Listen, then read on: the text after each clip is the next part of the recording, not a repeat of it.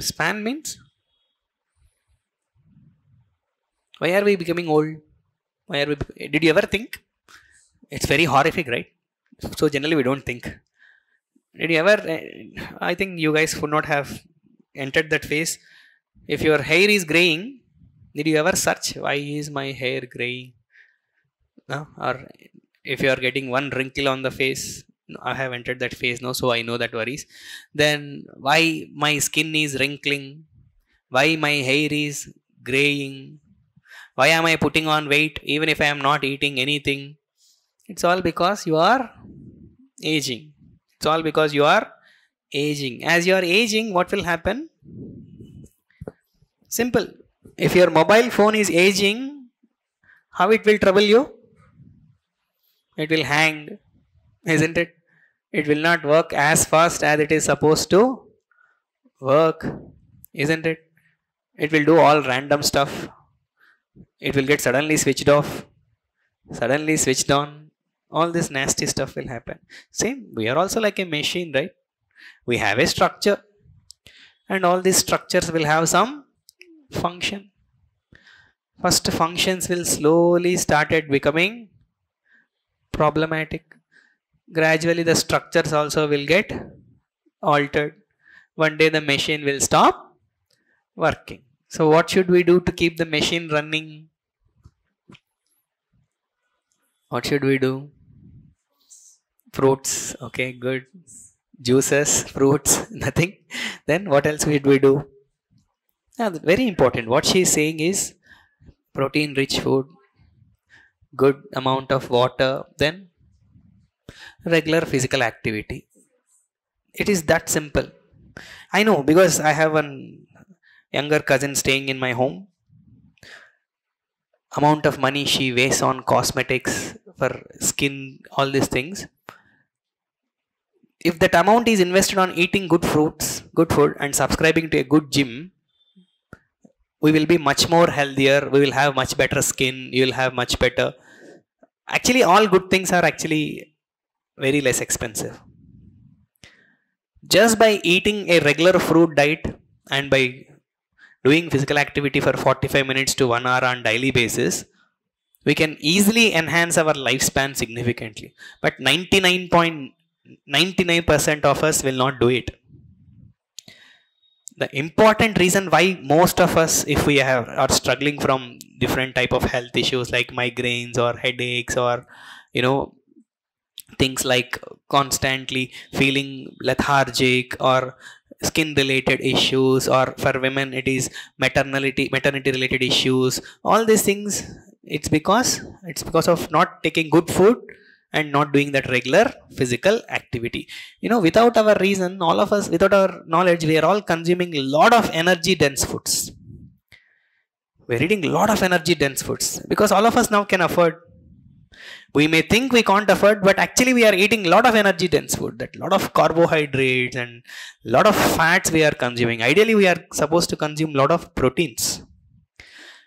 But even if we have that affordability to buy good proteins, we don't like proteins. We like more carbohydrates, more fats, and we tend to eat more and more of junk and more of processed foods. We drink less and less of water, and we seldom do workouts or physical activity. That is the reason, especially in the student life, it's even more important. We have crossed past that stage. It's okay. Nobody is asking us. We have no accountability. But the kind of food you eat is something very important. You have to monitor your diet very, very properly. You have heard about Udupi cuisine?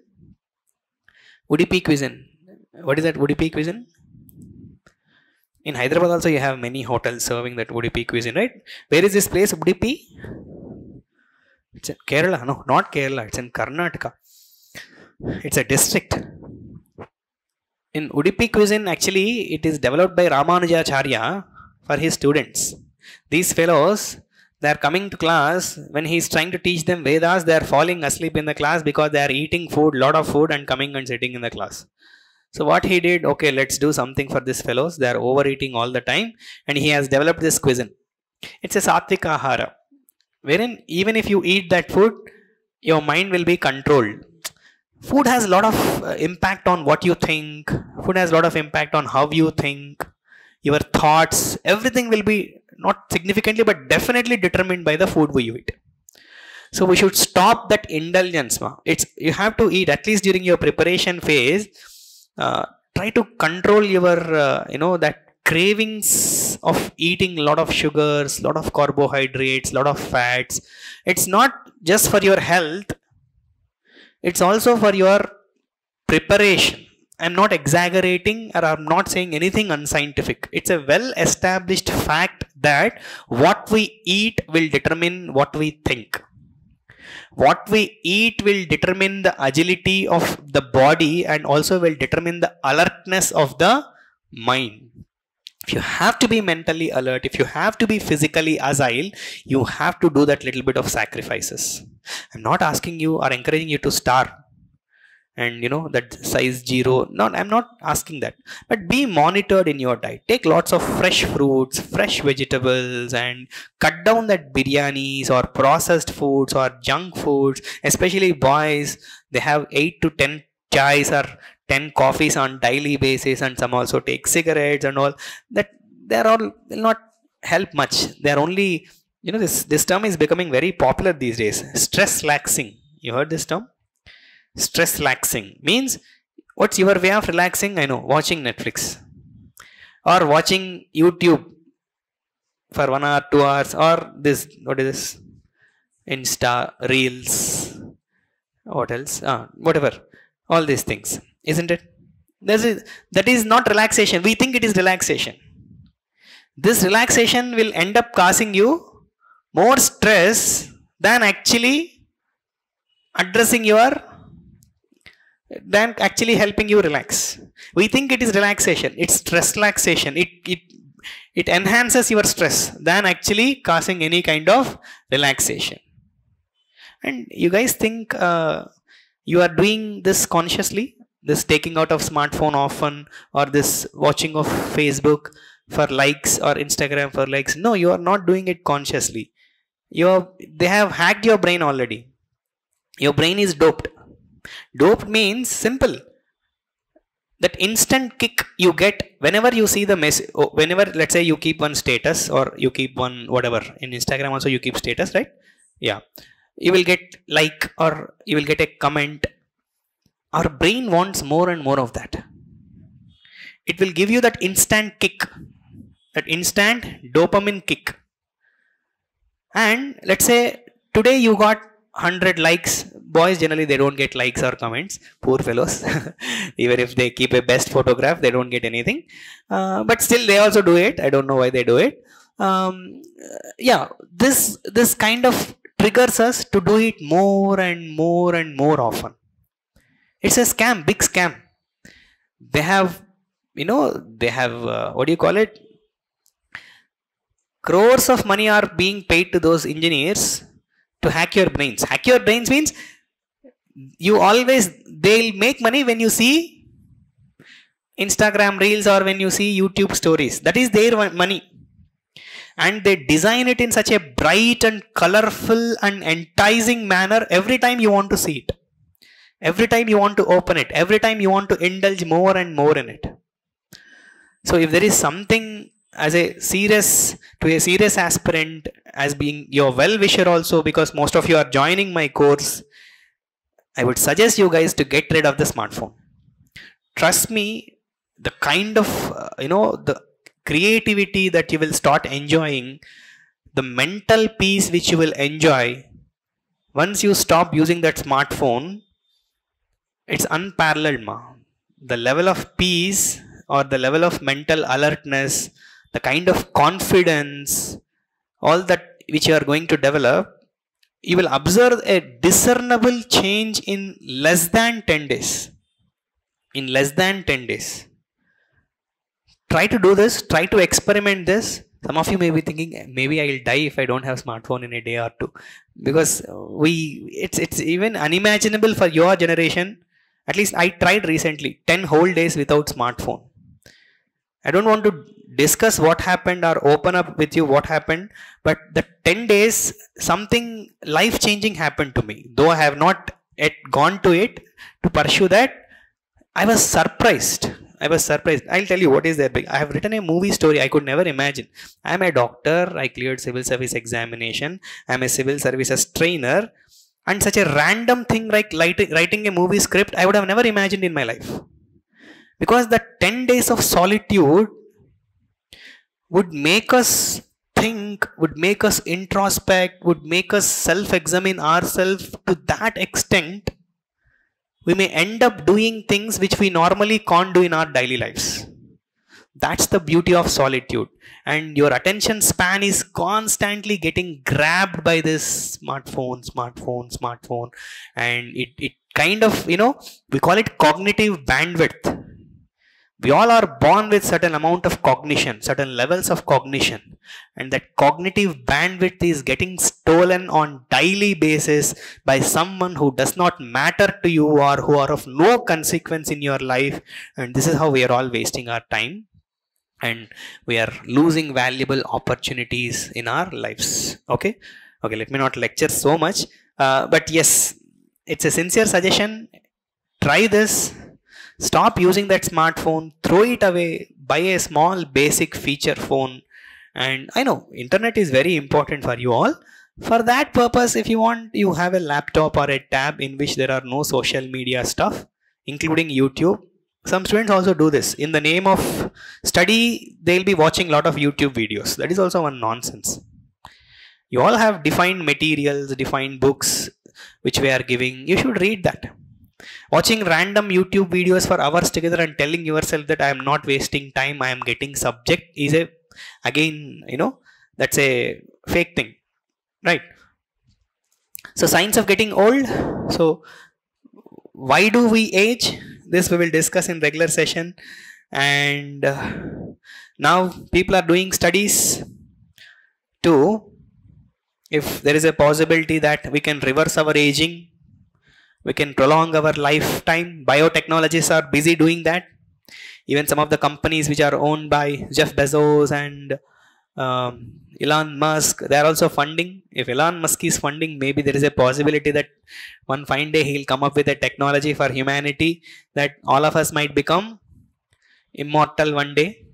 Let's not deny that possibility. Then all these things, we will study these things like skin wrinkling, hair, all these things, and what will happen to our memory and what will happen to our stature. We'll not go into very depth of any biology. We will analyze more it in a social perspective. Okay. Then chapter 11 and 12. Chapter 11 and 12. There is nothing but applications of these topics. Especially chapter 12 is nothing but applied physical anthropology. There won't be anything new in it.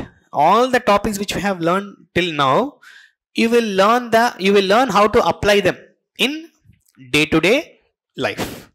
That's what you will see in chapter 12. So chapter 12, it won't be anything new. It's nothing but continuation of the discussion of 9.1 to 10. In 11 also, there won't be any new topics. 11 also comprises of the same topics which we will see in chapter 9.4, 9.5, 9.6, and it's not even worth discussing because same ideas you will be touched again in the chapter 11. Okay, so with this I want to stop the bridge sessions, and from tomorrow I want to start regular classes. And that assignment which I have given in yesterday's class, designer baby, anyone read it? What's a designer baby? Genetically modified baby. Very good. Absolutely correct. But I also would want you to explain it.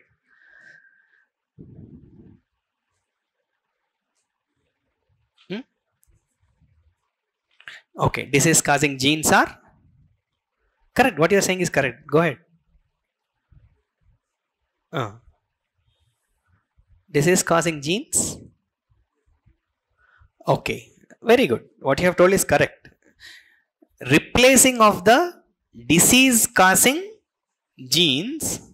So the baby will be born without any diseases. Anything else? Anybody want to add? Oh, very good. Yes, why not? Not just taking away undesirable genes, I will also introduce desirable genes. Then anything else about to add about designer baby? That's it. Anything you want to add? Hybridization in plants. Okay. Adding the okay. Yeah, somewhat closer to it. It's not very precise, but it's also not incorrect. Anything? Yeah. In vitro fertilization is a step after gene therapy. After gene therapy, next step is in vitro fertilization. Yeah. Anything else? Anybody want to add to this? Anything you don't understand? Designer baby is nothing but ordering your baby according to your. How do you want it? Okay. If you want your baby fair, you can order it. You want your baby to sing well, intelligent, very intelligent, or who sings. You want your baby to sing well, to dance well, or to talk well. You can also select tomorrow. Who knows? People might find a gene for becoming civil servant. That right now there is no such gene. Gene for civil servant. What will happen, ma? That's what. See, now it is not. Is it permitted? Designer babies. Do we have such technology? Do we have? China have? Huh? China is doing research, and it's well established fact that China has this technology. And one nasty Chinese scientist has already produced designer babies. But later entire world community condemned it. Just curious, why should entire world community condemn it? It's okay, right? Is it okay? Not okay? Why? Why not okay? Huh?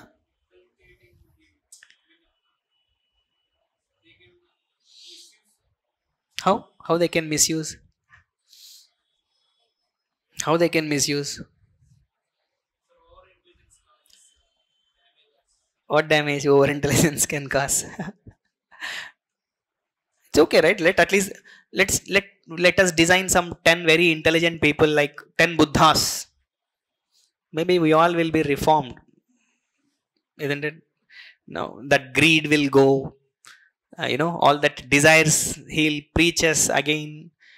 We all want 10 Buddhas. Let's say in every Hyderabad like city, you have one Buddha, one Sai Baba, and you have one Lord Krishna. If we can design, if they all come back again, maybe we will have. Very good. Yeah, people who are producing Buddhas can also produce Ravanasuras, can also produce Kamsas, can also produce Shishupalas, isn't it? That possibility also exists. Think why we should say no to designer baby if you have the technology. Very good. Yes. Let's say when you are manufacturing this machine, if you manufacture a wrong machine, there is a possibility that this machine will keep continuing that to next generation. That's one possibility. Correct. Then anything else? Is it a tough question? It's not even a question. It's just stimulating your thinking. What you are reading, the question I am asking you is nothing but bioethics. Same thing will be taught in your ethics classes. This is bioethics, debating on should we bring this technology or not. You guys should enhance your maturity levels. You should start thinking. Textbooks will not write these answers for you. By reading from current affairs sources like newspapers or reading from authentic sources, you should build these perspectives. Your answer should not be no yes answers. You are not preparing for group 2 examination or this is an UPSC examination, and tomorrow you guys will be in responsible positions to take decisions, isn't it? You should build those perspectives. You should not simply say that no designer baby, yes designer baby. If yes, why? If no, why? Should come up with very specific suggestions and specific solutions. For that you have to read, you have to think a lot. isn't it? So UPSC exam is not about, polity, economy, geography, history, taking notes, all mugging up. That is not UPSC exam for you. If somebody has told that is UPSC examination, they have not told it right to you. UPSC examination is growing internally, enhancing that mental maturity, addressing the social problems with your knowledge, with your attention, with your focus.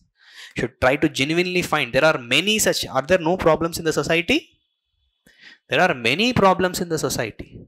There is a lot of wealth, lot of abundance, very advanced technology, but the still society is reeling with problems. And you should have that solution orientation. It's not about, generally I know this. When you guys start this preparation afresh, you have this tendency to know a lot about problems, because that's one more reason you read Hindu paper. That guy always gives only problem statement. He never gives solutions much. Not discouraging you to not to read Hindu. You should read Hindu. It's one of the most authentic sources. But along with what you read in Hindu, you also have to put up that extra bit of effort, and you also should learn about the solutions for the problems of the society. That can be a political problem, economic problem, social problem, technological problem, whatever the problem. We should inculcate that solution orientation or that solution mindset. That's something very, very important, and it's my responsibility to tell you guys in the very beginning sessions itself. Okay, don't just get busy knowing about a problem. Go little bit ahead, think little bit ahead, try to actively seek solutions. Not everything will be taught in the class, because the limitation of the time, whatever, will prevent us from, or will not allow us to discuss everything.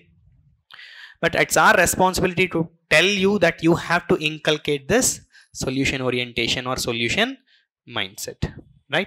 Then, if you guys have not yet started a proper book, at least from tomorrow, have a proper spiral binded book for your regular class notes. For assignments, keep a separate book. And I've asked my technical coordinator to give you, that logo, institute logo based assignment copy. Take that, try to write your assignments in that. Don't skip assignments at any cost. Even if for some reason someday you did not do assignment, don't tell that this day is gone, I need not do it. By weekend, ensure that you do all the assignments given, and this Saturday you have the study hour. Whether it is 9 to 1 or 10 to 2, we will just think of and let you know. Most likely I'll also be there, and Fakiresh sir will definitely be there. And this study hour, what you will do is, you will revise all the things which are taught in your bridge course. Don't think that I did not teach anything in bridge course. If you have, I have tried to give a very strong foundation for you. Like a proper aerial view, I tried to give to the whole syllabus. Every topic I touched. 12 need not be touched, because chapter 12, because it's nothing but repetition of the same ideas. 11 also has more or less all the same concepts repeated in other topics in the syllabus. So that is the reason I did not touch. Apart from that, I have touched upon every single topic, and I kind of familiarize you to the whole syllabus now. Now, if somebody comes and asks you what is anthropology, what is anthropology? Study of humans. Okay. Do we have time? Yeah, we have 10 minutes time. I can play with you. So tell me, how interesting is anthropology? Please don't say it's not interesting. Okay. So which topic you found interesting among all which we have discussed till now? Anthropological thought you found very interesting. Very few students like that topic. Good, you like that topic. Anthropological thought. So what did we try to do in that topic? Anthropological thought. How different people viewed culture. For some, they try to understand culture as an evolution. Some try to understand culture as, diffusion of traits. It's again, to me also, it's one of my favorite topic. Yes. Then, yeah. What did you find interesting yourself, Ma? What did you find interesting in anthropology? Tribal anthropology, tribal culture. Okay, good. Which topic you found this seems to be difficult, or I think I have to give yourself? Yeah. Nothing? You felt everything is easy? Every topic you felt comfortable? Okay, good. Then, yeah. So generally we do not have so much or so many unfamiliar topics in anthropology. Let's be very clear about it. And at least after the discussion, I did not try to hide anything. Some topics I may not have touched because in the familiarization session it will take more time for me to explain, not because they are difficult. Let's say genetic load, I have deliberately skipped it, not because it is difficult, because genetic load requires more time for me to convince about that topic. Hardy-Weinberg equilibrium or Mendelian population, I have touched upon it, but I may not have entered into more depth and detail. So likewise, I did not hide topics for you and only showed to you easy part of anthropology. No, I did not do that. I kind of touched upon every single idea. Even topic like race, racism, racial differentiation, racial admixture, race crossing, those things which were not even taught to us in regular classes. Even such things I have touched upon even in the familiarization session. So if you just understand it in the right perspective, what happened in the bridge course is sufficient to give you a strong foundation. So we will go with much more confidence in the regular sessions. And again, as I've already told you, first 1 month I'll go very slow. Bridge course I went extremely slow. First 1 month we will go very slow. Don't have that panic that we will not complete the syllabus. No, we know. See, once you are familiar with the concepts, you are feeling confident about the subject, confident about the topics, then it will be easy for me. Because by the time you go to chapter 9.1, 9.2 in tribal anthropology, you will understand that he is using the same term, same topic again and again. That phase will come because this is not the first batch we are doing. Then you will be very receptive. You will be easily understanding everything. That will not be there in the beginning sessions, because every time, let's say even if I use one term, I have to tell you, because you may be feeling unfamiliar about that term. But that problem will not be there by the time we reach end. Some topic which might take me 30 to 40 hours to complete in the beginning, by the time, if the topic of the same level, by the time it goes to end, I can complete it in just 5 hours or 7 hours also. Because it's nothing to do with me, it's about you. You will have that confidence, you will feel easy, you will feel connected, you will feel familiar, you would have already revised it, and you would have put up a lot of work also, right? Almost 100 hours of sessions and all would have been already done. You would have taken down assignments. Your general studies also will be simultaneously getting done. So your general studies knowledge also will be growing. Your current affairs understanding will be improving. So all these will add up to your accumulated knowledge. And last 1 month, even if I push you a little bit hard by taking sessions 2.5 hours, or maybe on weekends little bit hard, more 5 hours, 6 hours, you will not feel discomfort. We will finish syllabus on time. But initially let's go a little slow, so that you will feel that confidence and comfort. Some of you who can grasp things quick might think we are going slow. No, like last year also this happened.